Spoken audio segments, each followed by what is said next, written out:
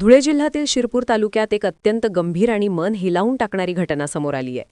अल्पवयीन मुलीचे जबरदस्तीने लग्न लावून दिल्यानंतर तिने बाळाला जन्म दिल्याची धक्कादायक बाब उघडकीस आली आहे। या प्रकरणाने संपूर्ण परिसरात संतापाची लाट उसळली आहे। मिळालेल्या माहितीनुसार कायदेशीर विवाहवय पूर्ण न झालेल्या मुलीचे लग्न तिच्याच आईवडिलांनी लावून दिल्याचा आरोप आहे।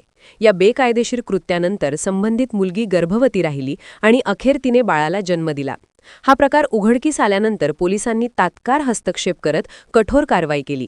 या प्रकरणात पती, मुलीचे आईवडील तसेच सासरच्या मंडळींविरुद्ध POCSO कायदा आणि बालविवाह प्रतिबंधक कायदा अंतर्गत गुन्हा दाखल करण्यात आला आहे। अल्पवयीन मुलींच्या हक्कांचे उल्लंघन करणाऱ्या अशा घटनांवर कठोर कारवाई होणे आवश्यक असल्याचे मत नागरिकांकडून व्यक्त केले जात आहे।